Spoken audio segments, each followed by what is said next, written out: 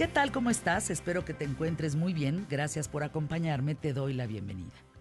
Mi nombre es Fernanda Familiar y hoy en QTF quiero platicarte una de las historias, pues digamos de los museos emblemáticos de España, el famoso Museo del Prado. Este museo fue creado por iniciativa de la reina Isabel de Braganza, esposa del rey Fernando VII. El edificio del Museo del Prado abrió sus puertas por primera vez en noviembre de 1819. En un principio solo tenía 3 salas abiertas al público. Fue hasta 1868 que llevó el nombre de Museo Real de Pintura y Escultura, un inmueble diseñado en su momento por Juan de Villanueva y que se construyó para albergar el Gabinete de Historia Natural, pero ¿qué creen? Eso nunca ocurrió. En cambio, la reina Isabel de Braganza lo destinó para exponer 311 pinturas que hasta el año 1819 pertenecieron a la colección real. No obstante su exhibición pública, los cuadros seguían siendo propiedad del rey. Hasta cuando muere Fernando VII, estuvieron a punto de repartirse entre todos los herederos. Para evitar que los españoles perdieran un patrimonio artístico de esta magnitud, el museo se convirtió en propiedad de la corona y no del monarca en turno. Fíjense qué importante. Llega 1872, donde finalmente el gobierno español nacionaliza el museo con todas sus obras, y llegaría una nueva amenaza en 1936 con el inicio de la Guerra Civil Española. Durante los primeros días del conflicto armado se crearon mecanismos para proteger al museo, empezando con la Junta de Incautación y Protección de un tesoro artístico como el que había ahí. Y a partir del 4 de agosto se cerraron las salas al público para resguardar las obras de los bombardeos, se trasladaron a las torres de Serranos, en Valencia. Y entre las obras de fama mundial, pues se encuentran en el Museo del Prado La Maja Vestida, La Maja Desnuda, de Goya, de Francisco de Goya. La colección fue aumentando con las obras que poseían algunos reyes, porque lo que ahora pues hay pinturas, no lo puedes creer, está el Greco, Goya, Velázquez, Rubens, entre muchos otros. Los visitantes siempre van en busca de ciertas obras que son mundialmente reconocidas. Las Meninas de Velázquez, las Tres Gracias de Rubens. Miren, esa sensación esta semana de tener la fortuna de pararme una vez más frente a las Meninas de Velázquez es inexplicable la sensación. ¿Has estado ahí, Emilio? Una vez, nada más. Y quiero regresar. ¿Y fuiste a ver las Meninas? Sí, no podía. Casi fue el tour a llegar al Museo del Prado, que era la intención.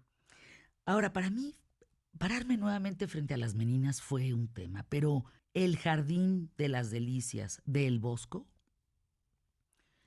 es algo que disfruto enormemente. El Cardenal de Rafael, los fusilamientos y la familia de Carlos IV del Greco, el lavatorio de Tintoretto.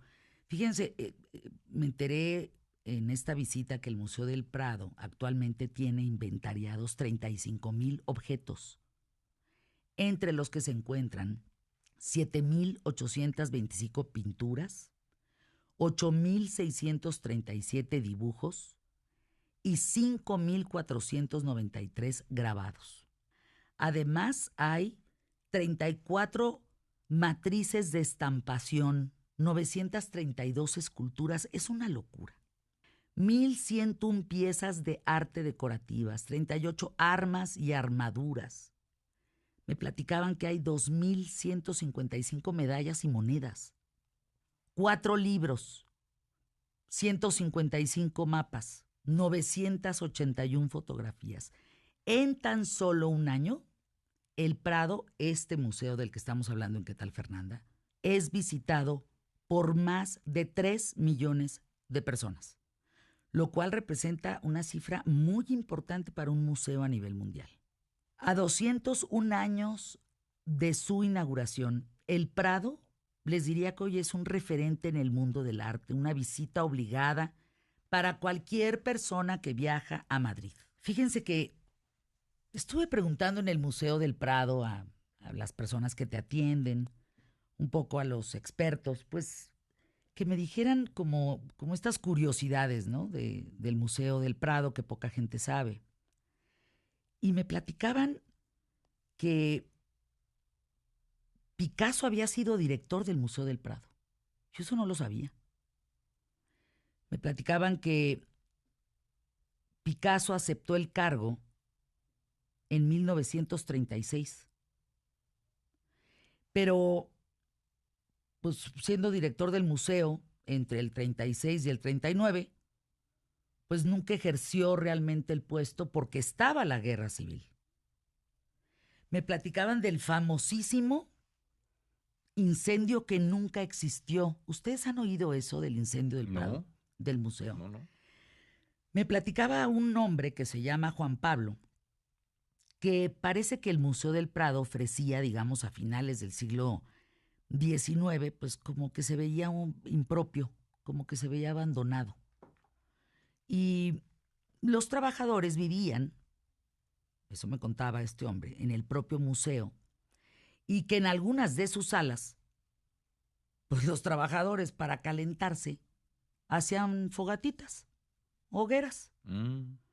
Y entonces resulta que llega un hombre que se llama Mariano de Cavia, que publica en su diario pues la noticia de un incendio en el Museo del Prado, pero pues la noticia era fake news, era falsa. Generó una alarma impactante entre los madrileños, pero esta nota falsa sirvió para que el Estado empezara a cuidar el Museo del Prado como pues lo merecía. Hay una cantidad de datos increíbles. Por ejemplo, había un tiempo que cuando llovía cerraban el Museo del Prado. Y lo cerraban porque querían evitar que la gente se metiera al museo para no mojarse. Claro. Y entonces hacer ahí un desastre, ¿no? De cantidad de gente que pues para que no lo ensuciara, para evitar posibles aglomeraciones, porque pues servía para resguardo de la lluvia. Pues no. También me contaron que esto llamó mucho mi atención, dos cosas. Al Prado, digamos, al Museo del Prado me decían que le faltaba gracia, como algo que le hubiera pasado al museo, ¿no? Como un robo, un gran robo, ¿no? Y llegó una anécdota de una, diría yo, tragicomedia, porque resulta que el ladrón que querían que generara esta noticia, pues resultó muy torpe, muy inútil, ¿no? Entonces, este hombre que trató de colarse en el Museo del Prado, allá en 1960, 61, pues se cayó del tejado, del bestia este. Entonces, no. O sea, no pudo robar. No, porque en la bolsa del pantalón guardaba la nota con las condiciones que exigía a cambio de la devolución de lo robado. Y entonces, primero se cae, arma un desmadre, rompe las tejas, y luego trae una nota con las instrucciones, pues dicen, no, pues inútil, el ladrón no se pudo generar. El Museo del Prado también ha sido atacado con huevos, pero en fin, sí, un lanzahuevos, así, tal cual. En fin, hay mucho que saber del Museo del Prado. Es digno de visitarse, es una belleza. Y me gustaría hoy desde aquí saludarlos, darte la bienvenida a ti, mi querido Gonzalo Oliveros, Emilio Valles Vidrio, que se van a quedar encargados del programa. ¿Qué tal, Fernanda?